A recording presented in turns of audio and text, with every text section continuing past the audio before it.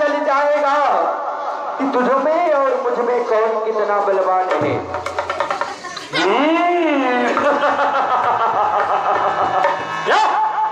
राजकुमार, मैं तो सोचता हूँ तू बच्चा है, इसलिए भाग्य भी में छोड़ देने तुझे सामर्थ हूँ, लेकिन अगर मरना ही चाहता है तो मरने के लिए तैयार हो जा।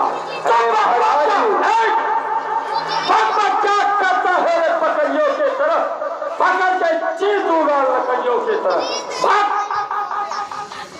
है तो चल चल, तुझ जैसे वीर बहुत से देखे हैं और जंगल में पंख फैलाए और बहुत से देखे हैं, और रण की बात करता है रणभूमि छोड़ के भाग जाओ,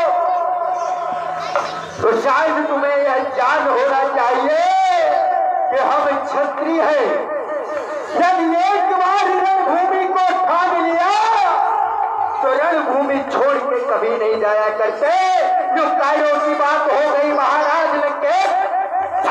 राजकुमार, हम 3 दिन के छोकरे, हम 3 दिन के छोकरे करते पहर के बाद रावण को है ज्ञात नहीं कहां से हुआ इतना बलशाली।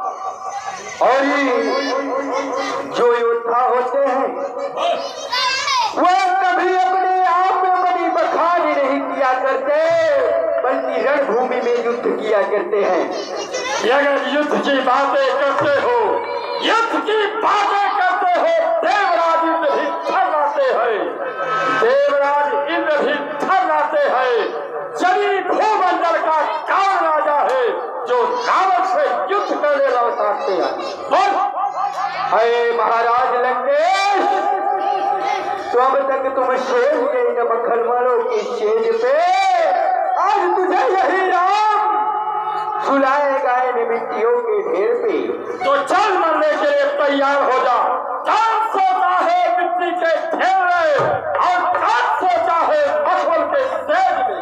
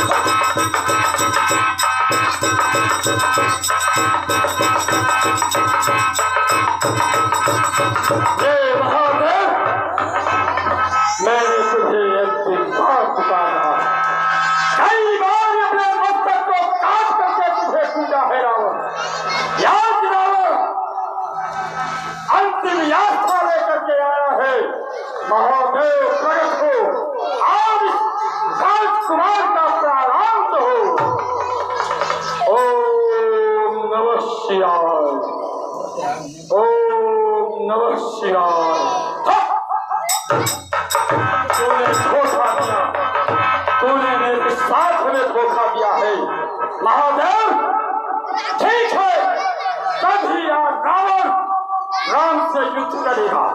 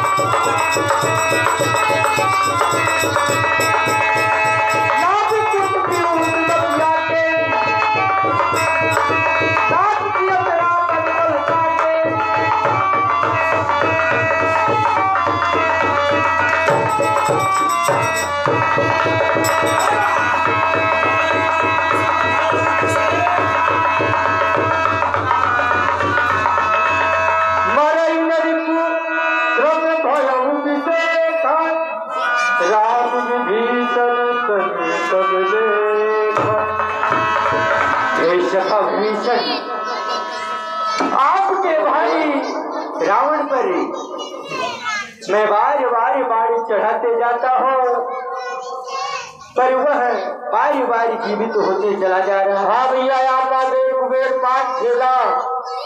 कुबेर पान ठेला वाले भैया जी की ओर से चलते हुए प्रसंग में सादर 10 रुपए आए हैं।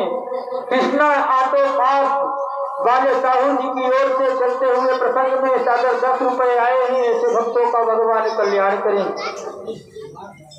हे भगवान, कहे सखा भीषण, हमारा भाई रावण कोई साधारण योद्धा नहीं है ना। आप ऐसे उस पर विजय प्राप्त नहीं कर सकते। उसकी नाभि में अमृत का कुंड है भगवान। जब तक आप उसे सुखाएंगे नहीं, तब तक आप हमारे भाई रावण पर विजय प्राप्त नहीं कर सकते। इसलिए हे कृपानिधान, आप इस बात का संधान एक साथ करें, ताकि उसके नाभि कुंड में जो अमृत भरा हुआ है वो सूख जाएगा, तभी आप उस पर विजय प्राप्त कर सकते हैं।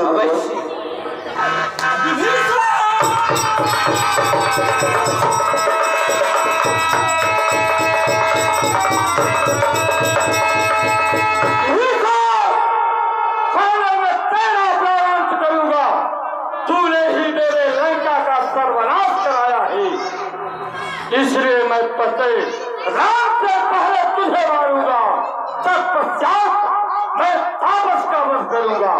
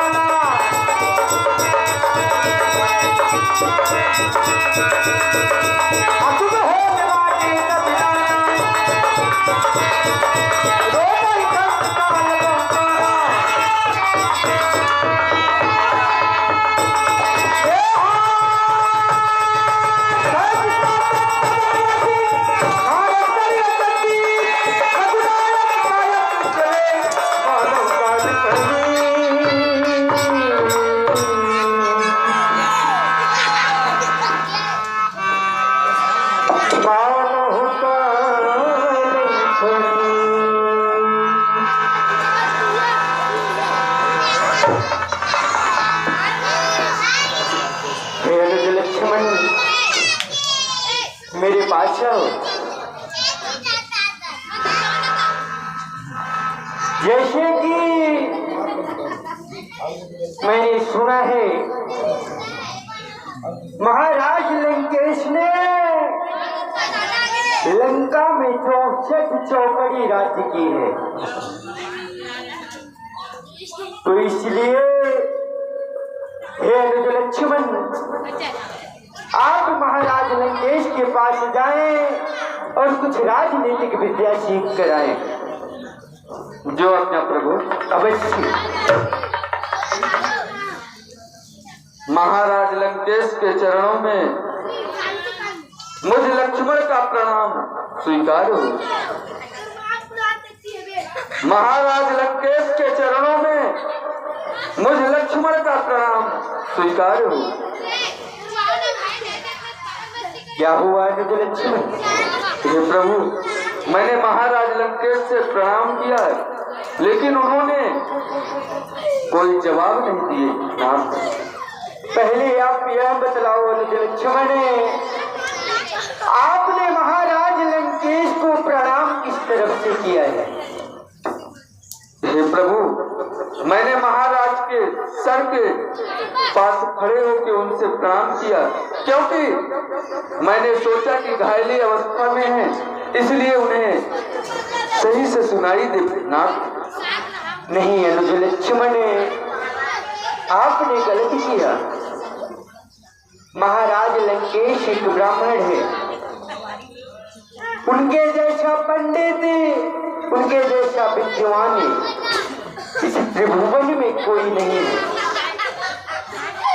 हे अनुज लक्ष्मण, इसलिए आप जाके महाराज लंकेश को चरणों की ओर से प्रणाम करो। जो आज्ञा प्रभु। अवश्य।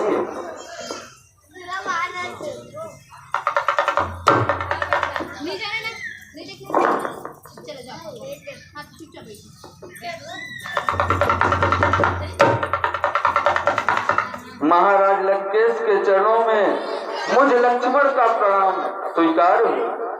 मंगल एवं मस्त कल्याण हो लक्ष्मण। किस कारण से तुम मेरे पास में आए हो लक्ष्मण? हे महाराज, आपसे कुछ राजनीतिक विद्या सीखने आया हूँ ना।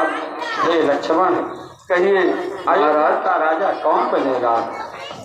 हे महाराज, ये तो जाहिर सी बात है, ये अयोध्या का राजा प्रभु राम ही बनेंगे।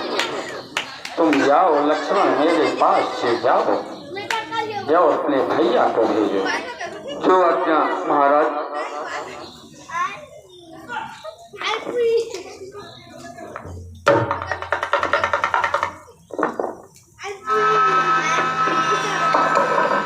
क्या महाराज लक्ष्मण? हे प्रभु,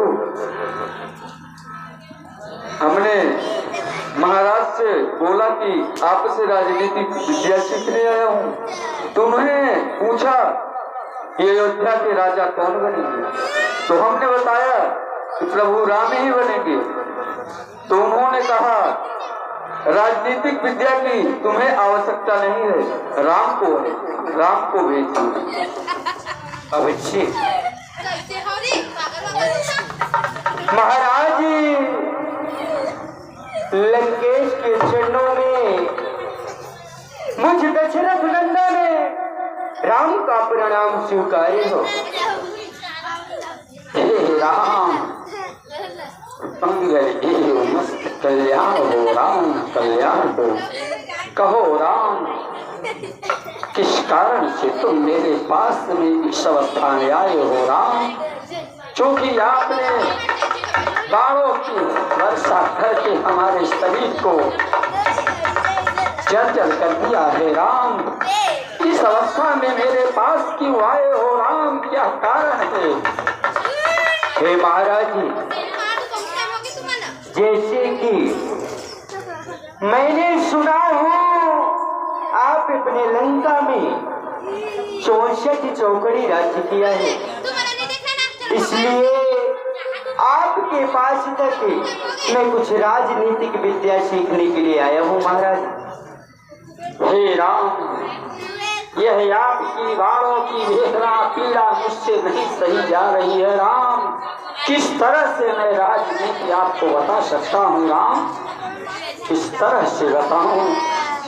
लेकिन जहाँ आपकी ऐसी इच्छा है राम, तो अंतिम वाक्य मैं अवश्य आपको बताता हूँ राम। क्योंकि समय बहुत कम रह गया है, सूर्यदेव इस समय उत्तरांचल से दक्षिणायन जाने वाले हैं राम। तो मेरे प्राणांत में आपके धाम में जाने में बाधा होगी राम, बाधा होगी। इस कारण से 3 शब्दों में मैं आपको संबोधित करना चाहता हूँ। अवश्य महाराज। हे राम, राजा का सदा धर्म है अपनी प्रजाओं की, ये अपने प्रजाओं पर देखभाल, नियंत्रण, ये अपने शासकों पर ध्यान देना सदा राजा का धर्म है राम, सदा धर्म है। हे राम, राजा का कर्तव्य है किसी वस्तु की वादा न करे राम। जो करना है उसे तत्कालीन कर देना चाहिए राम, वादा न करे। अब वैसे महाराज मैंने अपने जीवन में कई वादाएं किए, मेरे प्राणांत होने जा रहे हैं राम, मैंने पूरा न कर सका, इसलिए मेरे मन में आज भी क्षोभ बने हुए हैं राम। हे राम, राजा का यह कर्तव्य है राम। हे राम, सूर्यदेव दक्षिणायन होने वाले हैं राम, इसलिए ऐसा आप यस्त्र का प्रयोग कीजिए जिसमें मैं आपके परम धाम के लिए प्रस्थान करूं राम, और यह मेरी प्रवृत्ति राक्षसी दूर हो सके राम। और विष्णु महाराज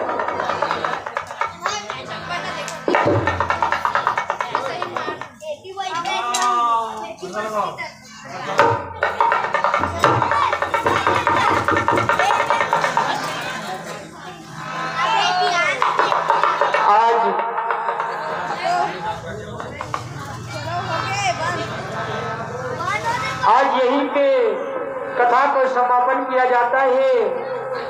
कल आप लोगों के सामने राज्याभिषेक दिखाया जाएगा प्रभु रुद्री।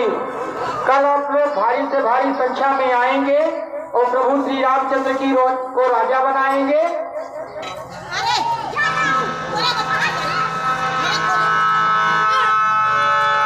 वो सब कोई जाओ अपने धाम, सभी को राम